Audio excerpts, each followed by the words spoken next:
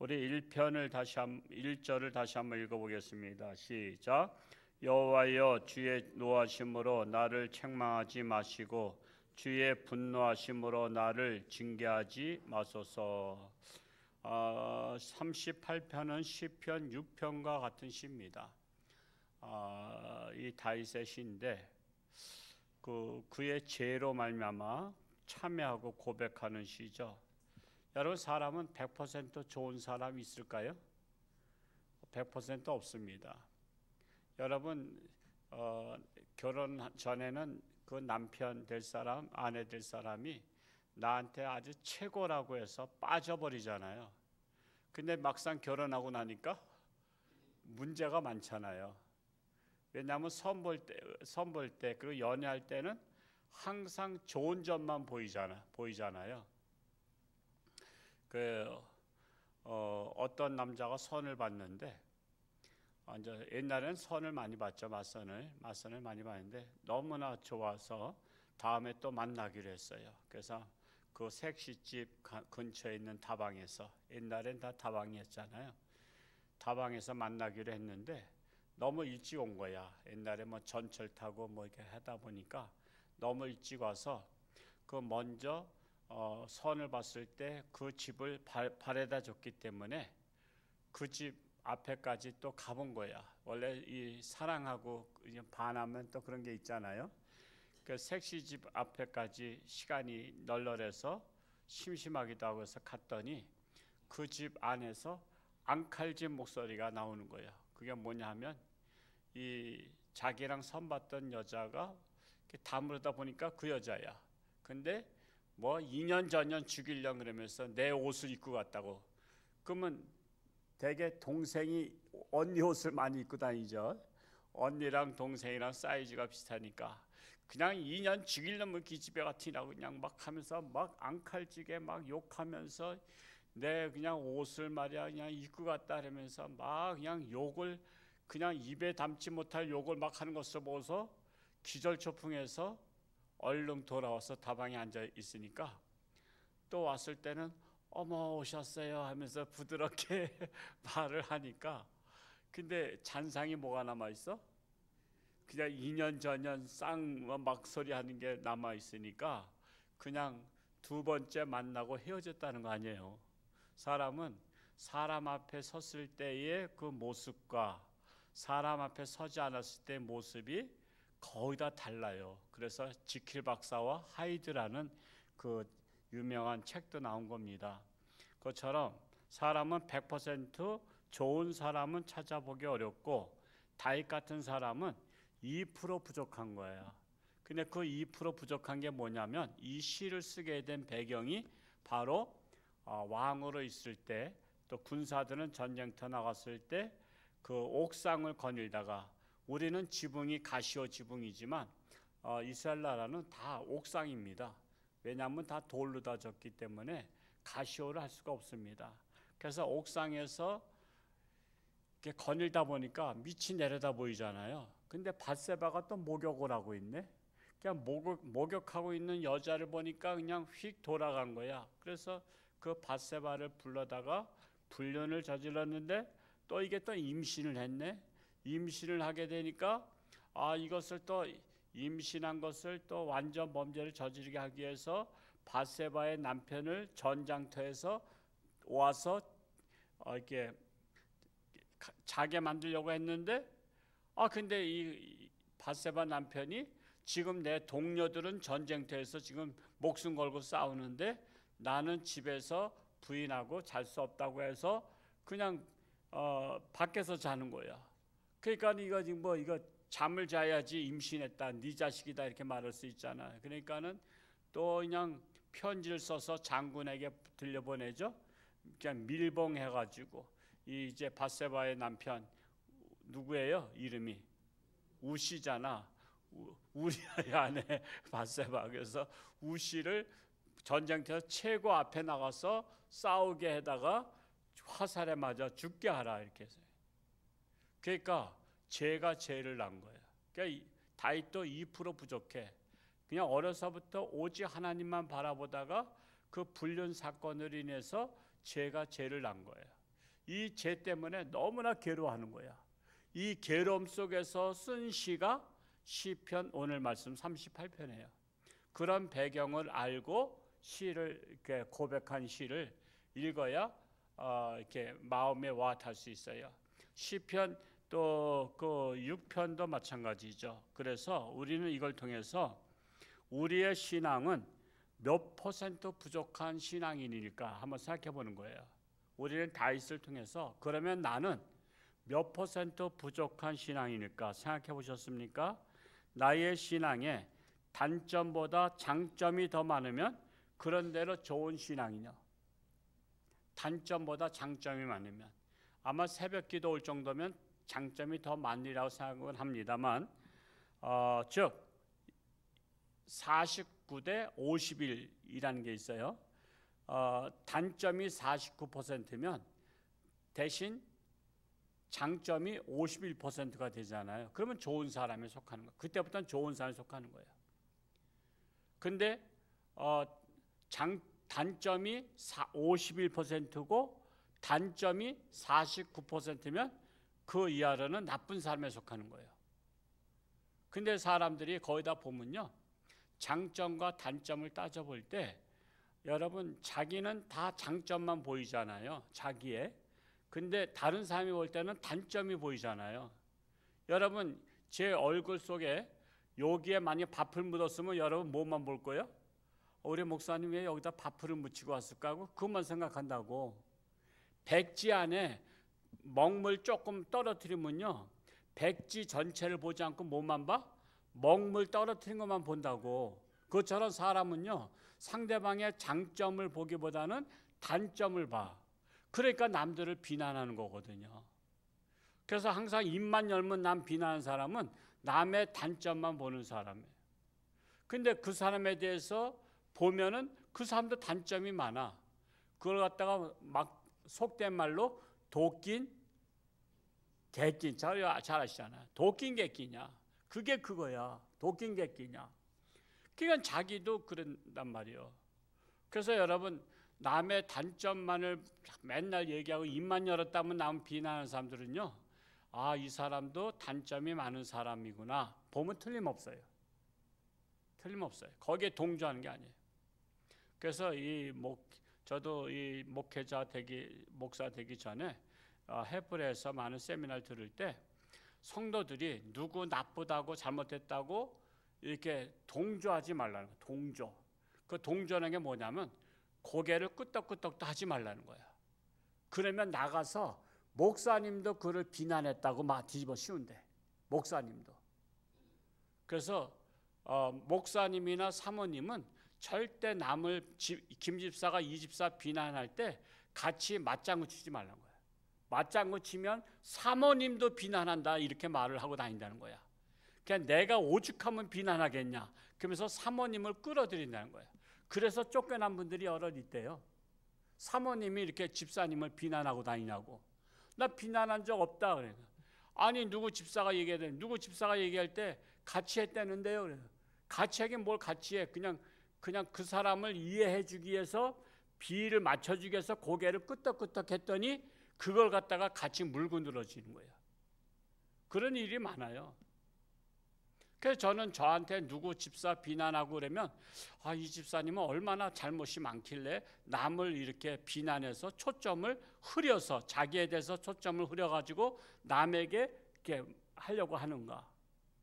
그래서 여러분 정치인들 보면 딱 보이는 거예요. 그렇게 남을 비난하는 사람들 보면요, 그 사람 죄가 엄청 많은 거야. 지금 국무총리가 지금 계속 드러나잖아요. 지금 죄가 너무 많아. 특검을 해야 돼. 특검을. 근데 얼마나 남을 비난했어요. 그게 내로남불이란 말이 그래서 나온 거 아니에요. 지금 국무총리 그래서 무조건 밀어붙여서 하려래요. 그러면 내 편인 사람은 밀어붙여서 하고 남의 편인 사람은 어떻게든지 끌어내리고. 이게 사람들의 악한 모습이에요. 악한 모습. 참으로 이 안타까운 이 세상인데, 그렇기 때문에 사람들은 자신의 허물은 관대하고 남의 허물은 용납하지 아니하려는 거 있어요. 그래서 다윗은 밧세바와의 그 불륜으로 말미암아 자신을 불쌍히 여겨달라는 기도를 하고 있는 겁니다. 2절 말씀을 읽어볼까요? 2절 시작. 주의 화살이 나를 찌르고 주의 손이 나를 심히 누르시나이다. 화살이 육체를 찌르듯이 주의 말씀이 나를 찌르는 거예요. 양심을 찌르는 거예요. 양심. 그래서 여러분 말씀을 잘 안 보는 이유가 뭔지 아세요? 찌르잖아. 자꾸만 자기를 찔러. 근데 양심은요, 자꾸만 찔려야 살아나. 찔려야 살아나. 화살에 찔리면 그건 병들어 죽어. 근데 하나님의 말씀에 찔리면 그게 살아 역사해서 내 양심을 살리는 거야. 근데 사람은 찔리는 거를 듣기 싫어해. 양심이 찔리는 걸 듣기 싫어해. 그래서 모처럼 교회 나왔더니 오늘 목사님이 내가 모처럼 나왔더니 나를 그냥 치네 그런다 그러잖아. 양심을 찌른 거거든. 양심을 찌르면은 그때부터는 이제 살아 역사하는 거예요. 근데 한 번 나오고 그냥 또 시험 들어가지고 또 안 나오고 그래. 그래서 하나님 오늘도 제 양심을 찌르는 말씀 하옵소서 해야 되는 거야. 내 양심을 찌르는 말씀이 나를 살린다는 거예요. 주의 손이 나를 누르듯이. 손이 나를 누르면 어떻게 돼요? 마음이 누르면은 답답하잖아요. 그래서 죄로 말미암아 답답하다는 거예요. 여러분 죄를 지면 답답하게 돼 있어요. 왜? 사면초가잖아. 저는 오늘 그 일본 사람들의 술의 문화에 대해서 새벽에 잠깐 유튜브를 봤는데, 일본은 술을 마셔서 음주운전을 했다 0.3 뭐가 나오면 평생 면허증이 없더구만. 그리고 뭐 징역을 사는데 뭐 막 20년도 살아. 음주운전에다 사고 나면 20년 살아. 무기징역이야. 그리고 음주운전 경력인 사람은 직장에서 채용을 안 해. 그게 딱 빨간 딱지가 붙어서.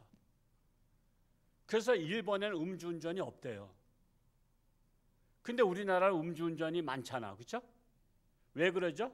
관대해. 그걸 갖다가 이 여러 국회의원들도 거의 다 음주운전 경력은 다 있더라고. 그러니까 법을 관대하게 만든 거야. 심신미약이라고. 아니 심신이 미약하면 운전을 하지 말아야지.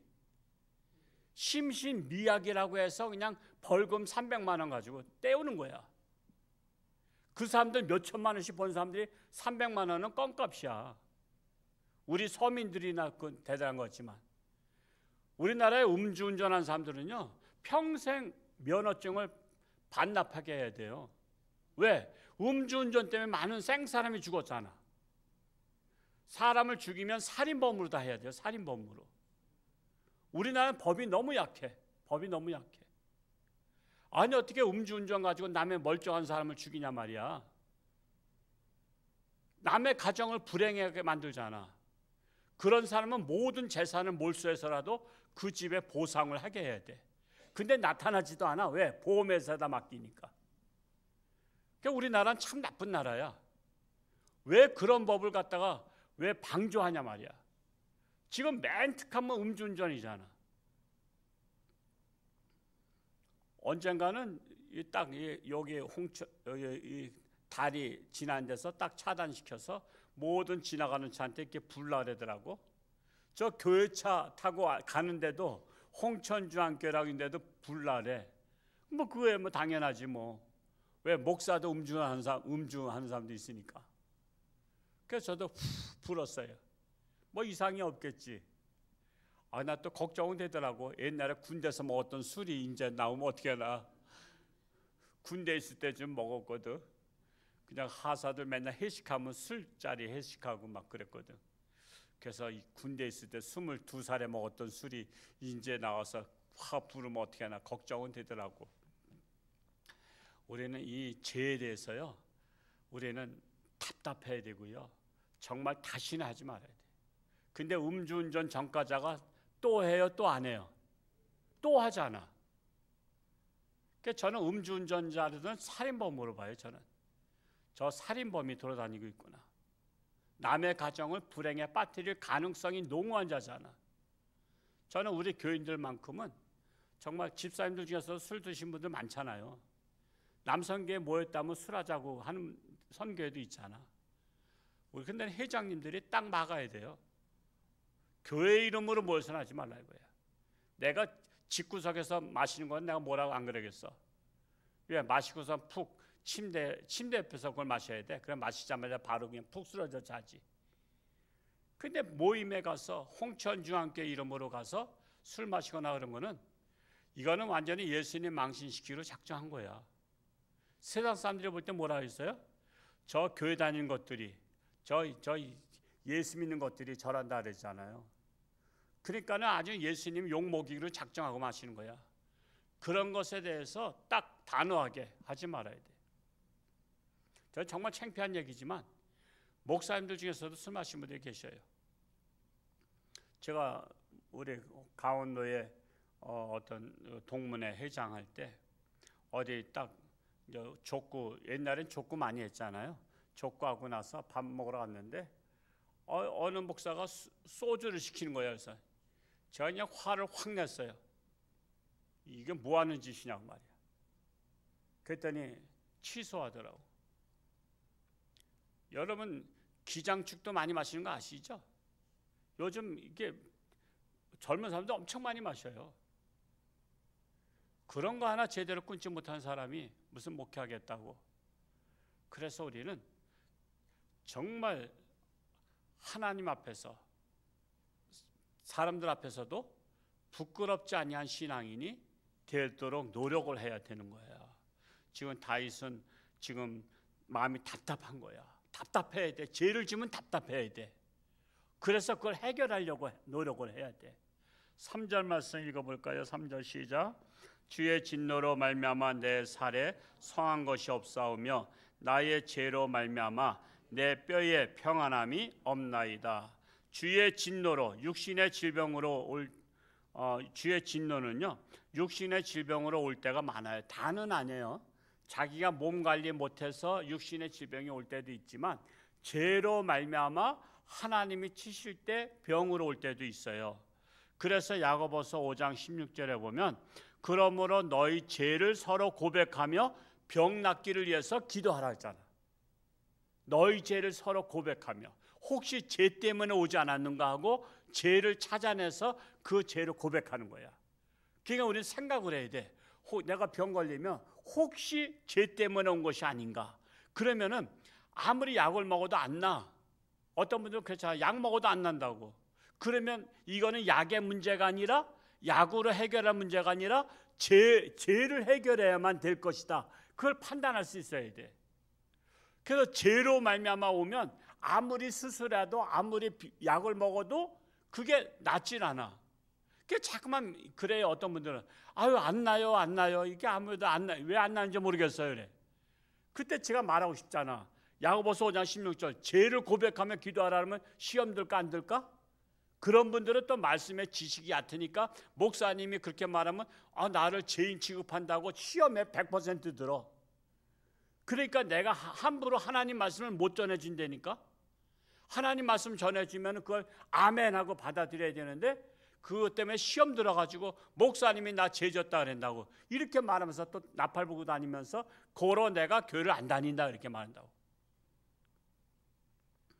그래서 죄로 말미암아 병이 올 수도 있고 몸 관리 잘못해서 병이 올 수도 있어요.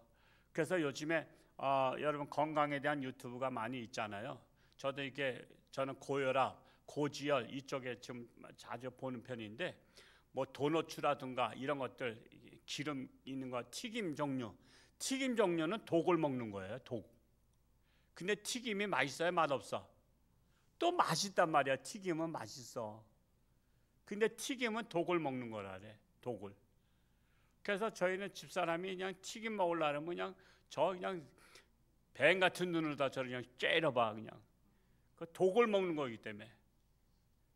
그래서 아주 그냥 그런 것을 하는데 우리가 그냥 몸 관리 잘해야 돼요. 제가 수술할 때 먹지 말아야 될 것을 A4 용지 한 장을 써줬어 병원에서.